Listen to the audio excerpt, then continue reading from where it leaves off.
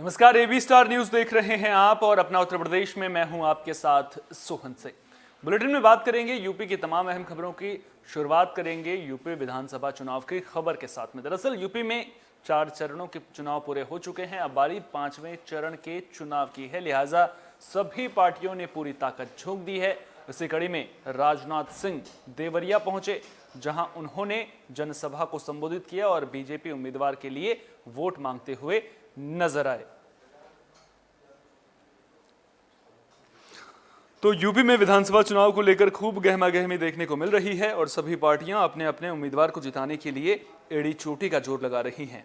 इसी कड़ी में देवरिया के बरहज विधानसभा से बीजेपी उम्मीदवार के समर्थन में रक्षा मंत्री राजनाथ सिंह ज्ञान प्रकाश इंटरमीडिएट कॉलेज के मैदान में पहुंचे, जहां रक्षा मंत्री राजनाथ सिंह ने मंच से सपा सरकार पर, माफ कीजिएगा, जो पिछली समाजवादी पार्टी की सरकार थी उस पर हमला बोलते हुए वो नजर आए। उन्होंने कहा कि जब यूपी में सपा की सरकार थी तो वो गुंडों की सरकार थी और जनसभा को संबोधित करते हुए दीपक मिश्रा के लिए वोट अपील की।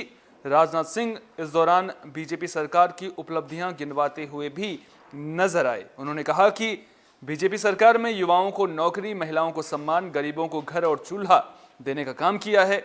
वहीं बीजेपी सरकार में देश में व्याप्त गुंडागर्दी को खत्म करने में ये सरकार सफल रही है और बीजेपी सरकार ही है जो माफिया पर बुलडोजर चलाने का काम कर रही है।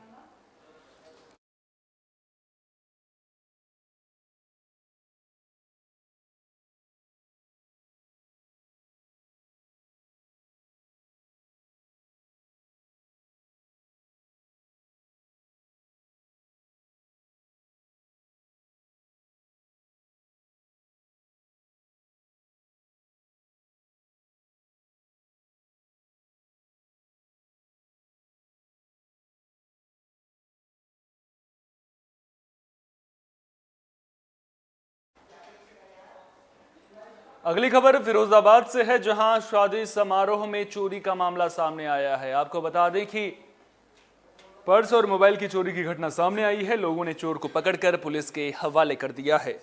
तो शिकोहाबाद में शादी समारोह में पर्स चोरी होने का मामला सामने आया है। आपको बता दें कि नसीरपुर थाना इलाके के गांव सुजावलपुर बटेश्वर रोड स्थित कृष्णा मैरिज होम से पर्स चोरी का मामला सामने आया। बताया जा रहा है कि यह चोरी उस वक्त हुई जब शादी समारोह चल रहा था और शादी समारोह के दौरान चोर ने दुल्हन की भाभी का पर्स चोरी कर लिया। तो लोगों ने चोर को पकड़कर पीटा और चोर को पुलिस के हवाले कर दिया है।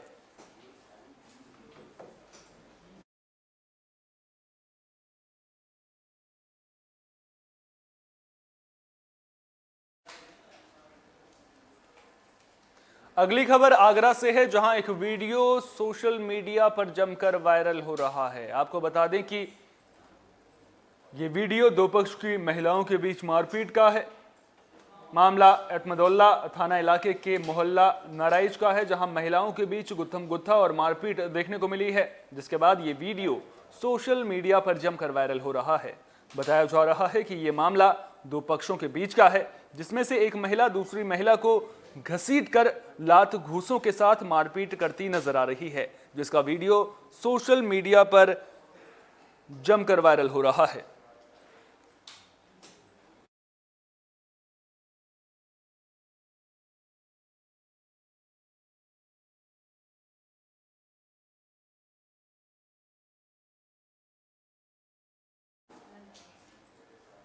मथुरा से एक हैरान करने वाला मामला सामने आया है। दरअसल असामाजिक तत्वों ने बरसों पुरानी मजार को तोड़ दिया है।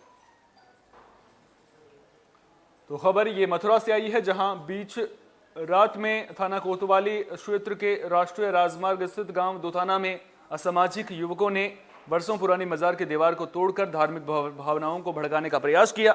इस घटना की जानकारी मिलते ही मुस्लिम समाज ही नहीं बल्कि हिंदू समाज के लोग भी घटनास्थल पर पहुंच गए और मजार की दीवार के अंदर तोड़फोड़ को देखकर लोगों में हड़कंप मच गया। इस बीच मौके पर मौजूद लोग घटना को अंजाम देने वाले असामाजिक युवकों के खिलाफ कानूनी कार्रवाई की मांग करने लगे। लोगों का कहना है कि घटना को अंजाम देने वाले लोगों ने धार्मिक भावनाओं को भड़काने की कोशिश की है। इस दौरान मौके पर मौजूद लोगों की सूचना पर कोतवाली शाखा के पुलिस और तहसील के कर्मचारी भी घटनास्थल पर पहुंचे और प्रशासनिक अधिकारियों ने घटनास्थल का मुआयना किया। वहीं घटनास्थल पर मौजूद समाजसेवी जाहिद अली लंबरदार ने पुलिस को बताया कि असामाजिक लोगों ने मजार की दीवार को तोड़ने के साथ साथ मजार के अंदर रखी कुरान के साथ भी छेड़छाड़ की है, जिनके खिलाफ सख्त कानूनी कार्रवाई करने की कोशिश जो पहल है वो पुलिस की ओर से की जानी चाहिए। जिसके बाद पुलिस ने असामाजिक लोगों के खिलाफ एफआईआर दर्ज कर मामले में कार्रवाई करनी शुरू कर दी है।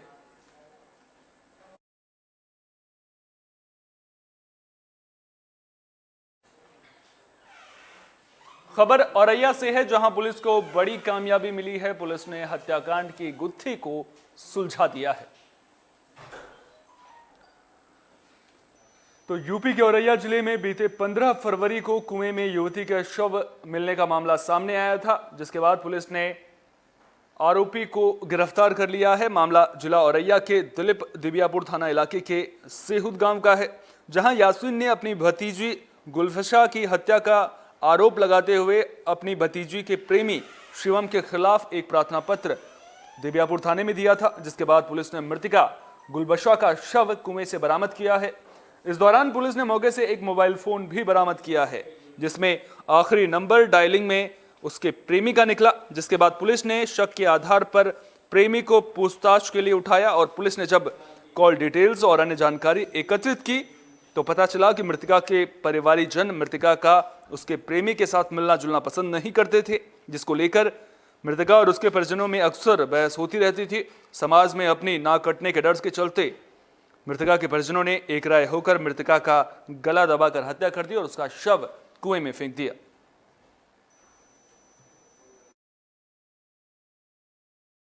देखिए, दिबियापुर में दिनांक 15/2/22 को एक सेहुद ग्राम पड़ता है, उसके पास एक कुएं में एक लड़की की डेड बॉडी मिली थी। उनको जब बाहर निकाला गया, उसकी शिनाख्त और पहचान की गई। उसके उपरांत जो सभी एंगल्स थे उसमें पुलिस ने काम किया और उस घटनाक्रम में एक बात निकल कर के आई कि जो ये बच्ची थी ये दूसरे एक लड़के के साथ बातचीत किया करती थी और घर वालों को ये पसंद नहीं था कि वो उस लड़के के साथ बातचीत करे। इसको ही बुराई मानते हुए जब ये लड़की देर रात तक बात करी थी उस लड़के से, तो इनके घर के जो चाचा थे, सभी चाचा जैसे फरियाज, यासीन और इसरार, ये सभी लोगों ने मिल कर के इस बच्ची का गला घोट दिया। साथ में ही इनकी डेड बॉडी को ले जाने के लिए एक बोरे का इस्तेमाल किया और बोरे में डेड बॉडी ले जा करके उस कुएं में फेंक दिया।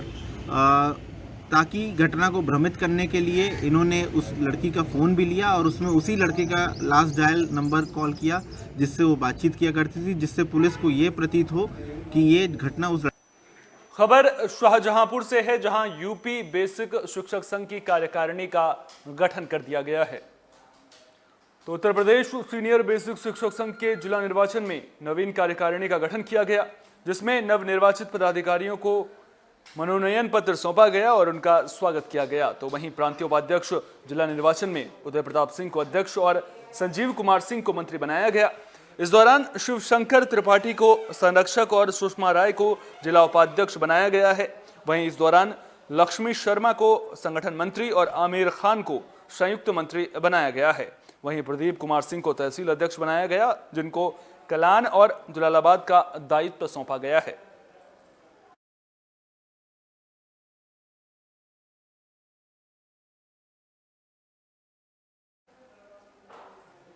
अगली खबर भी शाहजहांपुर से है, जहां संत गाडगे के जन्मोत्सव पर शोभा यात्रा निकाली गई है। इस दौरान लोगों में हर्षोल्लास देखने को मिला है।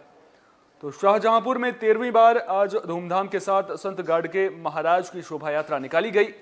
इस शोभा यात्रा का शुभारंभ हनुमात धाम से हुआ। नगर के विभिन्न मार्गों से होकर यह शोभा यात्रा गुजरी और इस शोभा यात्रा का समापन गांधी भवन के पास हुआ। इसकी जानकारी देते हुए आयोजक राम लड़ेते कनौजिया ने बताया कि शोभा यात्रा में हर समाज के लोगों का भरपूर सहयोग रहता है, फिर चाहे वो हिंदू हो या मुस्लिम या फिर किसी भी धर्म का हो। इस बार नगर विधानसभा से बसपा उम्मीदवार सर्वेश चंद्र मिश्रा इस कार्यक्रम के संयोजक बनाए गए हैं। वहीं इस शोभा यात्रा में विहिप जिला मंत्री राजेश अवस्थी समेत अन्य लोग भी मौजूद रहे। इस दौरान शोभा यात्रा में भगवान स्वरूप सुंदर सुंदर झांकियां आकर्षण का केंद्र बनी रही।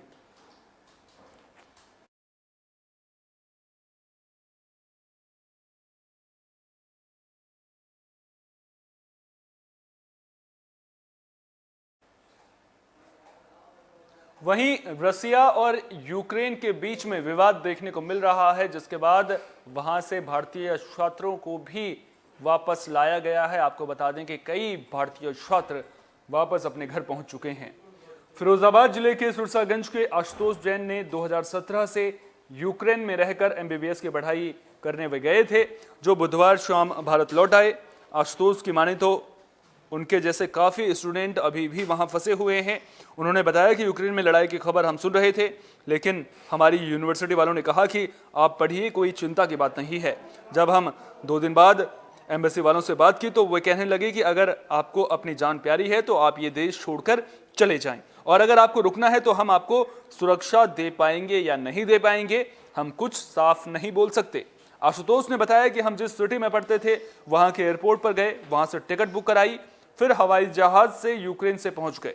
आशुतोष ने बताया कि अभी भी करीब 1000 बच्चे वहां फंसे हुए हैं जो वहां से आना चाह रहे हैं, लेकिन फ्लाइट के टिकट काफी महंगे हो चुके हैं। धीरे धीरे लोग वहां से आ रहे हैं।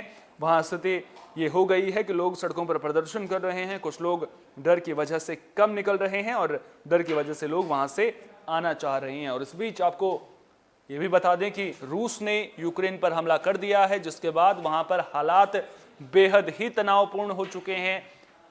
कीव समेत जो बाकी जगहों पर एयरपोर्ट हैं उनको बंद कर दिया गया है, और भारत सरकार की भी अब ये कोशिश है कि जो हमारे छात्र, हमारे लोग वहां पर फंसे हुए हैं उनको किसी तरह से देश में वापस लाया जाए। इसको लेकर कूटनीतिक पहल भी सरकार अपने स्तर पर कर रही है। देखना दिलचस्प होगा कि जो लोग वहां पर फंसे हुए हैं वो कब तक भारत वापस पहुंच पाते हैं और सरकार इस दिशा में क्या कुछ कदम आगे उठाती है।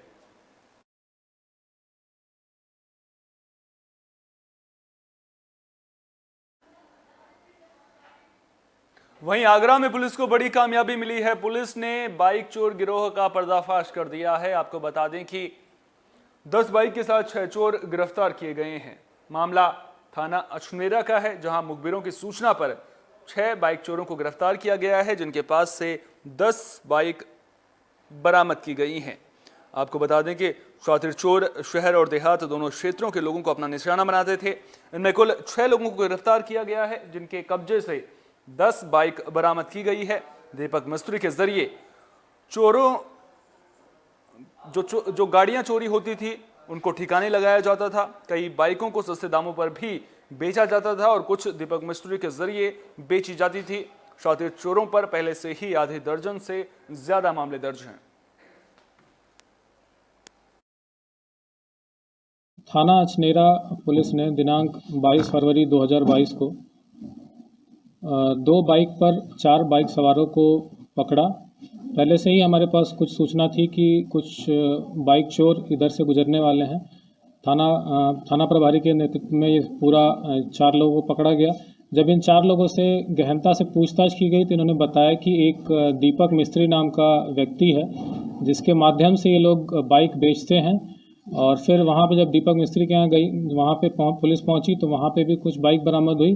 दीपक मिस्त्री ने एक और नाम बताया, अनीश करके। अनीश भी इस घटना में शामिल है, वो भी कई घटनाएं किया है। तो ये टोटल 6 लोग हैं, जिनके नाम हैं सौरभ, आकाश, रंजीत, मनीष, दीपक और अनीश।